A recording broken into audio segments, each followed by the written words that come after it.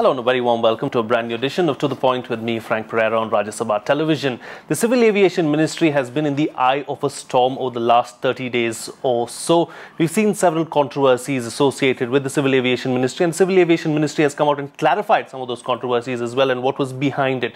And to talk in detail about those controversies and also to talk about the health of the civil aviation sector in the country, I have with me the Union Civil Aviation Minister, Mr. Ashok Gajapathi Raju. Sir, welcome to The Point. Thank you. As I said in my opening, the Civil Aviation Ministry has been in the eye of a storm. You've come out and apologized for some of those controversies and said that, you apologize for any inconvenience caused to the passengers flying on that flight to New York, in which the Chief Minister of Maharashtra was, and the flight from Leh as well, on which the MOS home was flying. Do you think that these controversies could have been avoided? You see, unfortunately, Air India has become an easy target for bashing. There's not only these two incidents. There are unfortunate incidents that do happen, and they get inquired into. But the policy, or rather the initiative, is towards to move to on-time performance.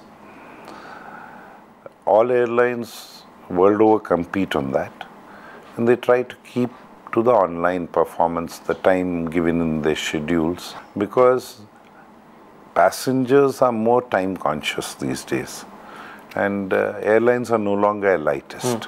They become the common men. This thing. Now, there are certain aberrations which cause inconvenience, and those aberrations have to be looked into, and what you have talked about has to be addressed two ways. One, such type of things should not happen again, and the inconvenience is obviously regretted. So the reports will come and action will go according to what those reports are. Before we wait for the reports, what is the official story? I mean, could it have been avoided? What's the talk? The talk, there are plenty. But the incident should never have happened. It has happened. Indeed. So that's there.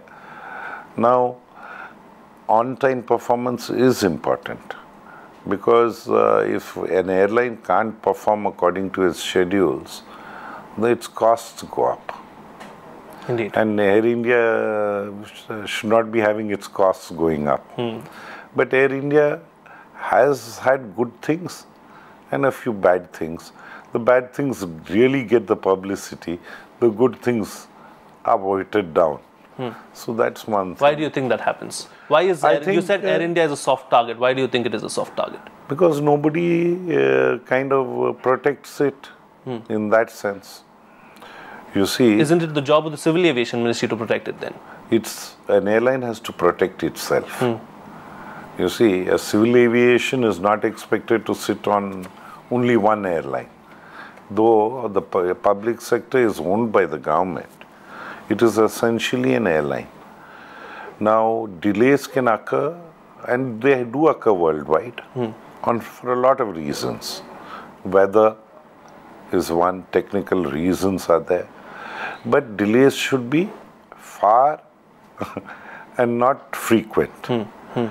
So this is the stress in which we are going. But we in the ministry monitor the online performance of all airlines, particularly within the country. And we find Air India is improving there. So that's good. We'll talk about Air India in a little more detail in a short while from now. But before that, as a civil aviation minister, you are extended several privileges, but I know for a fact that you do not use any of those privileges, but ensure that you go through the procedures that a common man would at an airport. Then why is it that some people try and misuse these VIP privileges given to them? You see, let us not confuse on what a privilege is. If a member of parliament has any privilege, it is freedom of speech. And this should be guarded. Of course, there are limitations there in the sense you can't talk anything.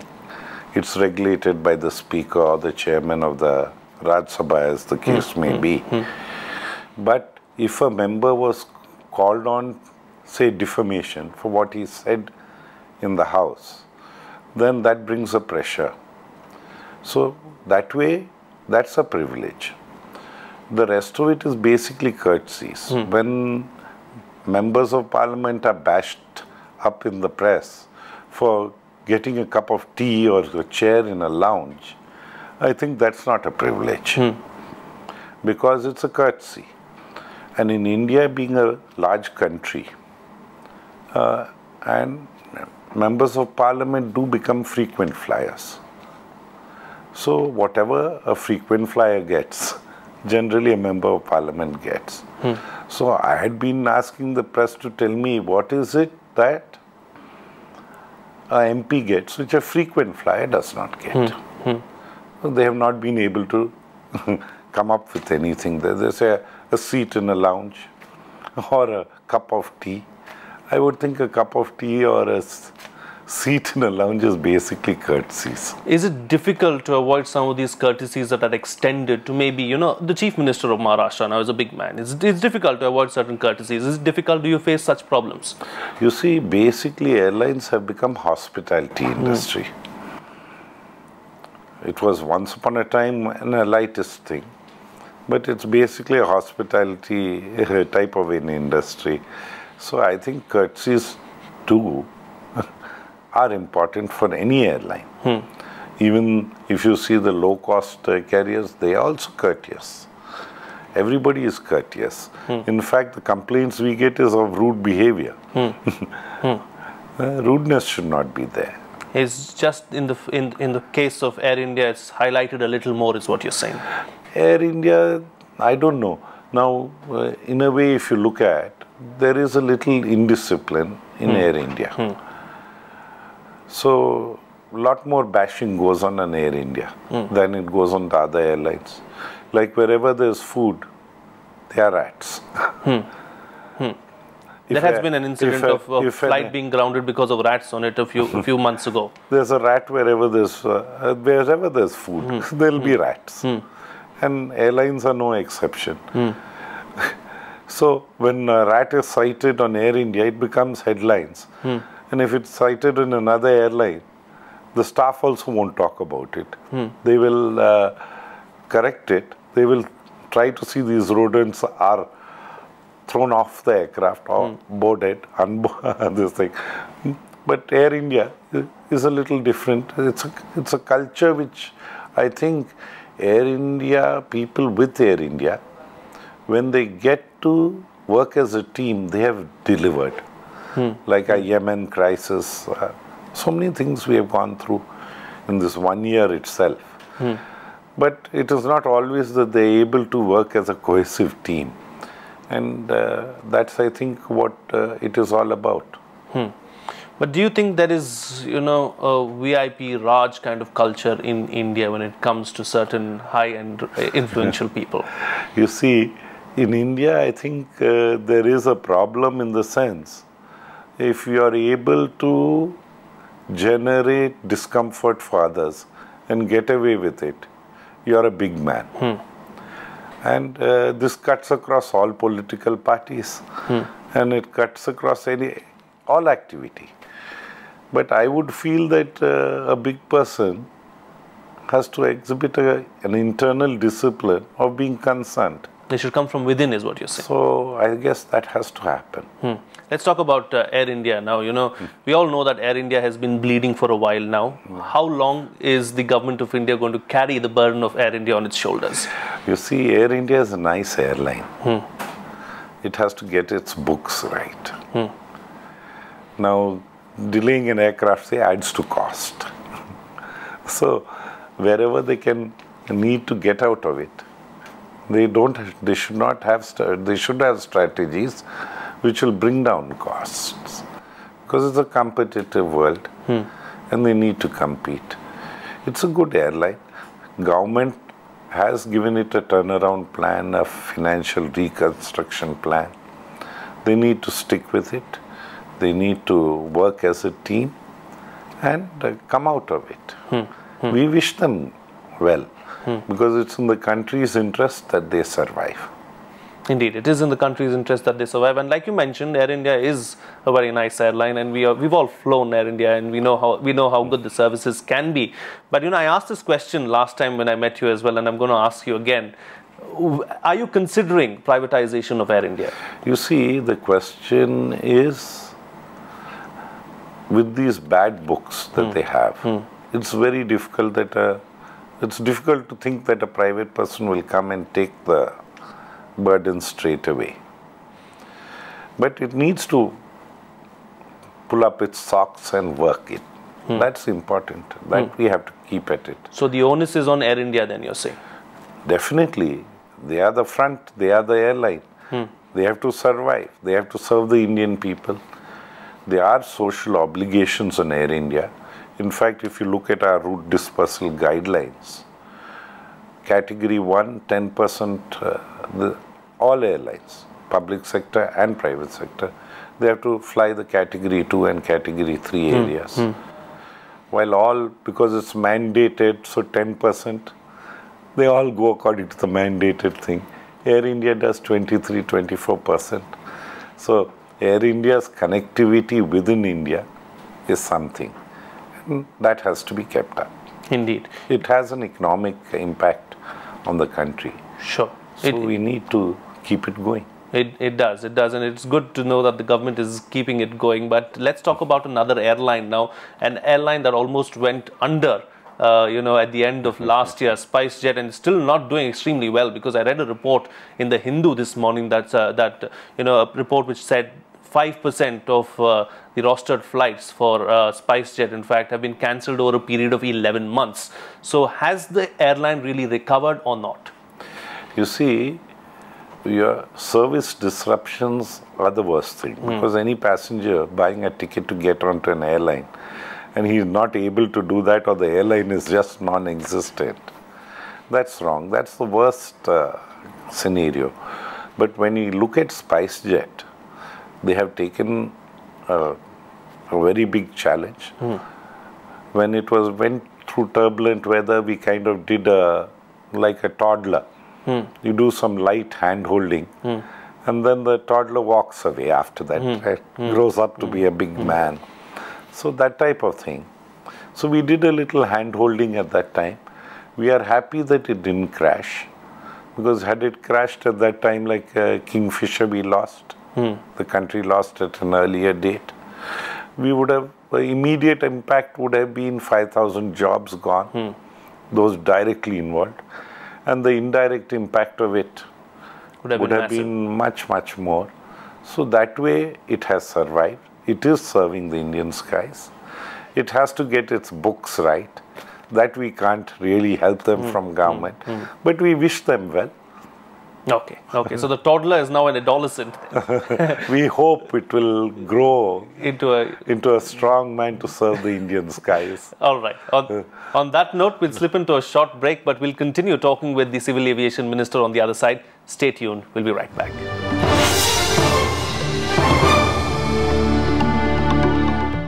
Welcome back. You're watching Rajya Sabha Television, in conversation with the Civil Aviation Minister, Mr. Ashok Gajapathi Raju. Mr. Raju, you recently held an aviation day, and it's one of a kind thing that we do in India, but tell us something about the aviation day. In reality, there's no such a thing as an aviation day. Like aviation day is every day. Generally, world over, they do honor people connected with aviation, in the sense that in the United States, Wright brothers. So that those days are chosen because that was how aviation started world over. So anyway, that's a different thing. Here the CIA thought that they called it Aviation Day. The ministry has not called anything an aviation day, and aviation is every day. So that those angles are there. So I won't say much on this, because what was interesting was the CIA interaction. They sat here yesterday, and they have interacted, and we expect some points to come out on which we could probably ponder. Civil Aviation Ministry, as it goes, we are a catalyst. So we'd like to either advance the actions. Of course, governments can also retard actions. So that's the. So we as a catalyst would like to play an advancing role, a positive role. And be a part of anything like this in the future as well. Yeah. Okay. You've been the Civil Aviation Minister from day one since the Modi administration took over on the 26th of May 2014. How has this one odd year been for you? And what would you term as your major achievements? I would say the number of airlines have grown in the country. Ministry, of course, direct economics has an impact on it. So passengers have grown, cargo has grown. We could have been better had we been able to get the maintenance, repair, overhaul within the country. But that has not happened. There are some taxation issues involved there. But we are hopeful that our own finance ministry will address itself to the service tax part of it and to the customs part of it. So if that happens and the states address themselves to this, because it's highly taxed. Some states have brought down taxes in this period, and they've seen some economic activity growing as far as aviation activity within those states. But we would request, we are basically a federal structure, so if the states could address it, I've written to all the chief ministers also. So, and if they could address themselves to that, then they become also aviation friendly, then this activity will grow. Economically, it will be beneficial because it's basically an economic activity and it will contribute to the economics of the country. Indeed. Talking about economics and talking about the finance ministry, are you going to make, some kind of a recommendation or some kind of a request to the finance ministry to get some additional grants for Air India? I read somewhere that there is a proposal for 2,400 crore rupees or something to that extent. You see, the financial restructuring plan is there. So it is all linked with performance. That has been agreed by the cabinet in earlier days. So we hold them to that. Additional grants, we are not thinking of Air India. It's now showing an EBITDA positive type of a thing, which is a good thing. So we hope that they'll come out of it. Okay. We spoke about some of the achievements of your ministry over the last 1 year. What were some of the significant challenges that you faced? Well, it's very challenging because you see now, right now, if you look at it, the mood is of hope. And that itself is something great. Because earlier it was a hopeless type of situation. It's moved to hope. And if things go well, which we hope it will, because we are trying to promote airlines, trying to promote infrastructure, all this, if it falls in place, it will definitely have an impact on the economy, a positive impact on the economy. And this initiative of Make in India is there, and we would like to make it really happen. So that's it. Going forward now, you have another 4 years to go, a little less than 4 years. So what are your plans for the civil aviation industry, long-term plans as well as short-term plans? You see, we need to put in infrastructure in certain places. Connectivity, we are committed to. The government is committed to connectivity. So we can't allow connectivity to slip. We have a unfortunate situation where for the past, say 2 years, about 32 airports in the country, there's no activity. So it is like a non-performing asset. So we have to see that these become performing assets. And where geographically, in an economic sense, you require new infrastructure also, that infrastructure has to come into place. Modern science has been continuously evolving, and the impact is on aviation. So what was good for yesterday might not be good for tomorrow. Yes. So the planning processes should be, in fact, that's what we have tried to move it out. From planning for the past to planning for the future. So we have tried to shift that direction. Of course, our policy, if you come to the policy, it's not truth for all time. It continuously evolves. But when you have an impact on economic activity, all players, all stakeholders should have some certainty about it. So I would think in the short run, say a certainty about 3 years or something like that. Indeed. Then you can keep improving on things and go ahead. So what we require, we should be clear with and tell them, look here, like regional connectivity is sacrosanct to us. We are a big country. We can ill afford not to have connectivity in that sense.